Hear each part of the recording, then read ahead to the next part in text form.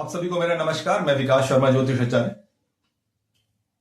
दोस्तों, हस्तरेखा के इस सेशन के अंदर मैं आज आपको बहुत इंपॉर्टेंट बातें बताने जा रहा हूं और बहुत ही सरल तरीके से इसको बताऊंगा। लेकिन इससे पहले वीडियो शुरू करूं, मेरी एक छोटी सी रिक्वेस्ट आप सभी से है। जो दर्शक मेरे चैनल से जुड़ रहे हैं, नए हैं, वो मेरे चैनल को सब्सक्राइब करें। मेरे चैनल का नाम है एस्ट्रोलॉजी टीचिंग बाय विकास शर्मा। मैं उन सभी दर्शकों का स्वागत करता हूं। और अगर आपको वीडियो अच्छा लगे और समझाने का तरीका, पढ़ाने का तरीका आपको समझ में आए तो चैनल को देखिए, लाइक कीजिए। लाइक करने से चैनल की जो रीच है, वीडियो की जो रीच है, वो ज्यादा लोगों तक पहुंचती है। और इसमें कोई आपको पैसा खर्च नहीं करना है, केवल एक आपका सपोर्ट होगा मेरे लिए। ऐसा करके चलिए शुरू करते हैं। देखिए, हस्तरेखा के बारे में मैं 4 वीडियो आपको बना चुका हूं। मैं जैसे बता चुका हूं, ज्योतिष का जो पहला वाला जो हिस्सा है जिसमें हम कुंडली अध्ययन करते हैं, उसको समझना तो बहुत ज्यादा एक मतलब व्यापक स्तर और बहुत बड़ा समय लेता है। लेकिन हस्तरेखा का अध्ययन बहुत आसान है। अगर आप गहनता के साथ इसमें आपका मन है तो आप हस्तरेखा से आने वाले समय में, वर्तमान समय में अपने जीवन के बारे में जान सकते हैं। और अपने जो आपके मित्र हैं, परिवार के अन्य सदस्य हैं, उनके हाथ आसानी से आपके पास अवेलेबल होते हैं। वहां से देख के आप अपने ज्ञान को आगे बढ़ा सकते हैं। ये बेहद सरल है। लेकिन सरलता से मतलब ये नहीं है कि किसी भी शास्त्र का अध्ययन करने के लिए आपको नियमित तौर पे अध्ययन करना आवश्यक होता है। लेकिन अगर आप मेरे वीडियो के साथ थोड़ा सा समय अपने जीवन से निकाल के मेरा वीडियो देखते हैं तो उम्मीद करता हूं कि आप जो है बहुत कुछ जो है आज के बाद सीख पाएंगे, कुछ नया अपने जीवन में। तो यही ज्ञान मैं आपको देने का प्रयास करूंगा। मेरे साथ बने रहिए। आज का जो विषय लेकर आया हूं बेहद आसान है। आज अपने हाथ का मैंने ये फोटो बनाया। इस फोटो को मैं कई अगले वीडियो तक कंटिन्यू रखूंगा, क्योंकि मैं इस हाथ के अंदर जो बहुत सारी चीजें हैं वो मैं सरलता से आपको बताऊंगा। आज जब ये मैं आपको बातें बताऊंगा, आप जाके अपने हाथ में उसको देखिएगा, अपने बहन भाइयों के हाथ में देखिएगा, अपने फ्रेंड्स के हाथ में देखिएगा, अपने माता पिता के हाथ में ये देख सकते हैं। तो जैसा कि आप ये हाथ देख पा रहे हैं, आज मैं बात कर रहा हूं जो है फिंगर्स की बात कर रहा हूं, फिंगर्स और थंब। तो 4 फिंगर्स होती हैं। एक थंब होता है, आप सभी को मालूम है, ये इंडेक्स फिंगर है। थंब के पास ये थंब है आपका। थंब के बाद जो नेक्स्ट फिंगर आती है वो इंडेक्स फिंगर है, जिसको तर्जनी उंगली कहते हैं। उसके बाद सबसे बड़ी जो उंगली होती है ये मिडिल फिंगर कहलाती है। सामान्यतः ये लंबी उंगली होती है, इसको मिडिल फिंगर कहते हैं, मध्यमा उंगली कहते हैं। उसके बाद ये जो तीसरी उंगली है, अनामिका उंगली है, इसको रिंग फिंगर कहते हैं। और उसके बाद ये मरकुरी की उंगली है, बुध की उंगली है, इसे कनिष्का कहते हैं। ठीक है, इसको लिटिल फिंगर कहते हैं। ठीक है, तो ये 4 फिंगर हैं, आप सभी लोग जानते हैं पहले से ही। और एक अंगूठा होता है। अंगूठे के बारे में मैं एक सेपरेट बताऊंगा, लेकिन आज कुछ बेसिक पार्ट आपको बताने वाला हूं। उसका आप देखेंगे तो बहुत बढ़िया आपको समझ में आएगा। देखिए, हर उंगली में 3 फैलेंज होते हैं। ये पोर्वे 3 पोर्वे होते हैं हर उंगली के अंदर। आप देखेंगे ना, सेक्शन करेंगे तो 1 2 3, इसी तरह 1 2 3 हर उंगली के अंदर ये सेक्शन है। ठीक है, ये फैलेंज है। हर फैलेंज का एक अपना महत्व होता है। एक नई बात आपको बताने का प्रयास करता है तो उसको समझेंगे। अंगूठे में अमूमन 2 ही फैलेंज होते हैं, उसमें तीसरा फैलेंज नहीं होता। कई बार आपको दिख जाता है वो लाइन, वो फैलेंज नहीं होती है, केवल 2 ही होते हैं अंगूठे में। बात फर्स्ट और सेकंड। अब इन फैलेंज का क्या मीनिंग है, क्या मतलब है, उसको हम समझेंगे।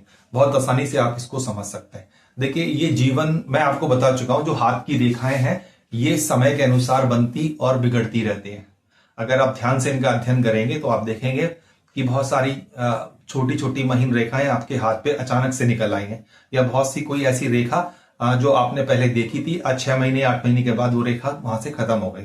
कोई ना कोई घटना ऐसी होती है हमारे जीवन में जब उसका प्रभाव हमारे हाथ की रेखाओं पर पड़ता है। और हाथ की रेखाएं हम, क्योंकि सारा शरीर जो है मस्तिष्क से कंट्रोल होता है, तो हाथ की रेखाओं पर भी उसका प्रभाव आता है। तो ब्रेन का जो है बहुत बड़ा रोल होता है हस्तरेखा के अंदर। तो सारी रेखाएं ब्रेन से कंट्रोल होती हैं। तो आज मैं आपको बताऊंगा इनका मतलब क्या होता है। देखिए, जो ये आप देख रहे हो फर्स्ट फैलेंज और सेकंड फैलेंज का जो आधा हिस्सा है, ये हमारे मेंटल स्टेटस को रिप्रेजेंट करता है कि हमारा मानसिक स्तर कैसा है, हमारा जो मेंटल लेवल है वो कैसा है, हम कितने एक्टिव हैं या हम कितने पैसिव हैं, हम कितने क्विकली जो है आंसर करते हैं। इसका मतलब जो बौद्धिक क्षमता है वो आपकी कैसी है, उसको बताने का कार्य ये फैलेंज करते हैं। पहला फैलेंज। से लेके दूसरा आधा फैलेंज तक का जो हिस्सा ही हमारे मेंटल स्टेटस को बताता है। कुछ लोग बहुत शांत होते हैं, कुछ गंभीर प्रकृति के होते हैं, कुछ बहुत जॉली नेचर के होते हैं, कुछ बहुत किसी बात पे एकदम से क्विकली रिस्पॉन्स करते हैं, कुछ बहुत डल होते हैं, जो है चीजों को उतनी जल्दी से नहीं समझ पाते हैं। तो आपका बौद्धिक स्तर, आपकी समझ को बताने का काम ये दोनों फैलेंज का, ये ऊपर का फैलेंज और इसका आधा फैलेंज जो है, ये आपका मेंटल स्टेटस को बताता है। इसमें भी अगर किसी की जो फिंगर्स बहुत ज्यादा शार्प होती हैं, ऊपर से नुकीली होती हैं, तो उनका जो बौद्धिक क्षमता है, उनकी जो मेंटल लेवल है, बहुत शानदार होता है। ऐसे लोग बहुत ही हाजिर जवाब होते हैं, क्विकली उनका जो है माइंड वर्क कर रहा होता है, इससे हम आसानी से देख पाते हैं। तो ये एक तो मेंटल लेवल हो गया। अगर यही उंगली आपकी जो है कोनिक ना होके जो है ये रेक्टेंगुलर शेप की, या जिसे हम स्क्वायरिश शेप कहते हैं, इस तरीके की,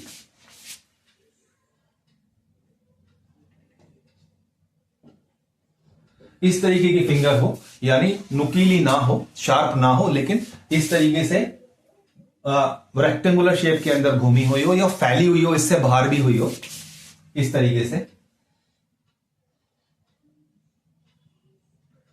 इस तरीके के जो फिंगर वाले का जो फर्स्ट फैलेंज और सेकंड फैलेंज का जो हिस्सा है, आधा हिस्सा, ये उनका मेंटल लेवल किस तरीके का होता है। वो बहुत ज्यादा जो है हर चीजों को मेटेरियलिस्टिक ज्यादा होते हैं। व्यवहारिक जो हमारा जीवन है, भौतिकता की तरफ उनका रुझान ज्यादा होता है। किस तरीके उनकी सोच संकुचित होती, ज्यादा कलात्मक नहीं होते। उनका जो रुझान है जिंदगी में, पैसा उनके लिए बहुत जरूरी है, और समाज में रहने के लिए, भौतिक दुनिया के लिए जो जो चीजें आवश्यक होती है, ऐसे लोग जो है उस तरीके का जो है उनका नेचर होता है, उनका मेंटल स्टेटस वो होता है, यानी अपने आप को सीमित रखते हैं। जबकि ये लोग बहुत ही कलात्मक होते हैं, जिनकी शार्प फिंगर्स होती हैं। तो बहुत बड़े दार्शनिक हो सकते हैं, एक लेखक हो सकते हैं, ग्रंथकार हो सकते हैं, बहुत स्टूडियस होते हैं और बड़े शांत स्वभाव के होते हैं, पढ़ना अच्छा लगता है, इसलिए इनका जो माइंड होता है बड़ा शार्प होता है।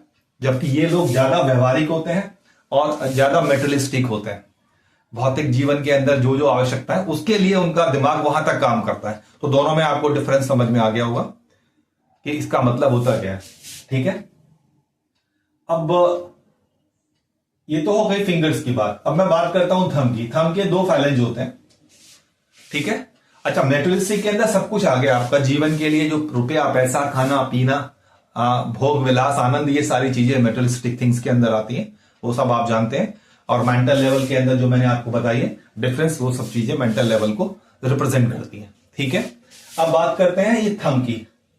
थंब के अंदर ये दो फैलेंज होते हैं, आप देखिएगा, चेक कीजिएगा अपना, है ना। पहले तो अपनी फिंगर्स को देखिएगा, आपकी फिंगर्स किस तरीके की है, शार्प है आगे से, या आगे से इस स्क्वायरिश शेप की है, या फैली हुई है इस तरीके से, थोड़ा सा ये पार्ट बाहर की तरफ निकला रहता है। तो ये तीन तरह की फिंगर जनरली आपको मिलेंगी। ये तीनों का मैंने यहां पर आपको बताने का प्रयास किया है। अब थंब के ऊपर आता हूं। थंब के दो ही फैलेंज होते हैं, जैसा मैंने बताया। थंब को मैं सेपरेटली अगले वीडियो में या उसके बाद अगले वीडियो में जब भी टाइम मिलेगा मैं डिस्कस करूंगा, लेकिन थंब के फैलेंज को आज समझ लेते हैं। थंब का ये फर्स्ट फैलेंज आपकी विल पावर को रिप्रेजेंट करता है कि आपके अंदर कैसी विल, इच्छा शक्ति अगर नहीं होती है तो आप जीवन में आगे नहीं बढ़ सकते। कई बार बहुत से लोग अपने जो है गिव अप करने की आदत होती है। कई बार ऐसे लोग होते हैं जो चीज मन में ठान ली तो फिर उनको जो है कोई नहीं बदल सकता। तो इस तरीके की उनकी नेचर होती है। सेकंड जो फैलेंज है ये आपकी रीजनिंग पावर को बताता है कि आपकी रीजनिंग पावर कैसी है, आपके अंदर कितनी जो है आप किसी चीज में कितना तर्क कर सकते हो। जैसे बहुत से लोग होते हैं, कोई बात सुन ली तो वो उसका क्रॉस क्वेश्चनिंग नहीं करते हैं। तो ये आपकी बौद्धिक क्षमता को ही बताने का कार्य करती है कि आपके अंदर रीजनिंग पावर नहीं है। अगर मैंने ये कह दिया कि सूरज पश्चिम से निकलता है तो शायद वो ये भी मान लेंगे पश्चिम से निकलता है, लेकिन जिनके अंदर रीजनिंग पावर होती है तो वो लॉजिकली पूछेंगे कैसे पॉसिबल है, कहां लिखा हुआ है। यानी वो कोई चीज को आसानी से नहीं मानते हैं। जिनके अंदर रीजनिंग पावर होती है, लॉजिक करने का उनके पास कुछ ना कुछ कारण होता है। तो ऐसे लोग जिनकी बौद्धिक क्षमता अच्छी होती है वो रीजनिंग करते हैं, वो किसी भी बात को सहजता से नहीं मानते हैं। कोई झूठी बात किसी के बारे में अगर कह दी, किसी एक मित्र ने दूसरे मित्र के बारे में आपसे कोई बात कही कि वो फला फला ऐसा व्यक्ति, आपका जो मित्र है वो ऐसा है, वो जल्दी से नहीं मानेंगे। उनके अंदर बहुत सारे क्वेश्चन उठेंगे, वो उससे क्रॉस क्वेश्चनिंग करेंगे, फिर जाके उसको परखेंगे। तो इस तरीके का उनका नेचर होता है। तो ये आपका जो है रीजनिंग पावर को आपकी जो नेचर के अंदर जो स्वतः ही जो आपके लॉजिक्स आते हैं किसी भी कार्य को सॉल्व करने के लिए, उसको रिप्रेजेंट करता है। तो दोनों बातें आपको बता दी। जिसका ये पार्ट जो है बहुत अच्छा होता है, उनकी विल पावर अच्छी होती है, लेकिन इसमें अंगूठे का भी रोल होता है, मैं बाद में बताऊंगा। लेकिन ये फर्स्ट फैलेंज आपकी विल पावर को और सेकंड फैलेंज आपकी रीजनिंग पावर को, आपकी कितने रैशनल है, कितने तर्क करने की शक्ति है, उसको बताता है। तो उम्मीद करता हूं ये मैं आसानी से मैंने आपको ये बातें बताई हैं। आज इस वीडियो के बाद जब भी ये वीडियो आप देखें, उसके बाद आप अपने फिंगर्स को चेक कीजिएगा, अपने थंब को चेक कीजिएगा कि आपकी बौद्धिक क्षमता किस स्तर की है, जो बातें मैंने बताई है उससे मैच होती है या नहीं होती। ये सब बातें आसानी से आप देख सकते हैं। आपका थंब किस प्रकार का है, ये आसानी से आप उसको देख सकते हैं। तो आज का वीडियो मैं यही समाप्त करता हूं। आपको ये वीडियो कैसा लगा? अच्छा लगा तो देखिए, ज्यादा से ज्यादा वीडियो को लाइक कीजिए। आपका लाइक ही मेरे लिए बहुत बड़ा सपोर्ट होगा। और चैनल को सब्सक्राइब कीजिए, जिसका नाम है एस्ट्रोलॉजी टीचिंग बाय विकास शर्मा। और इसको ज्यादा से ज्यादा शेयर भी कीजिए, ताकि दूसरे और व्यक्ति जो हस्तरेखा को सीखना चाहते हैं, क्योंकि ये बहुत ही इंटरेस्टिंग है हस्तरेखा। देखिए, इसके लिए कोई कुंडली नहीं बनानी, कोई और चीज हमको जो है ड्रॉ नहीं करना, ग्रहों के बारे में बहुत ज्यादा जानने की हमको जरूरत नहीं है। सीधा हाथ के ऊपर जाना है और जो जो सिम्टम जो मैं आपको डायरेक्शंस बता रहा हूं, उन डायरेक्शन को फॉलो करना है और समझना है। इतना सा आपको काम करना है। तो उम्मीद करता हूं ये वीडियो आपको अच्छा लगा होगा। अच्छा लगा तो इसको लाइक कीजिए, शेयर कीजिए, और मेरा चैनल जिसका नाम है एस्ट्रोलॉजी टीचिंग बाय विकास शर्मा, इसको सब्सक्राइब कीजिए। आप लोगों का बहुत बहुत धन्यवाद जो मेरे चैनल से जुड़ रहे हैं। मैं उन सबका बहुत दिल से शुक्रिया अदा करता हूं। मिलता हूं अगले वीडियो में, तब तक के लिए नमस्कार।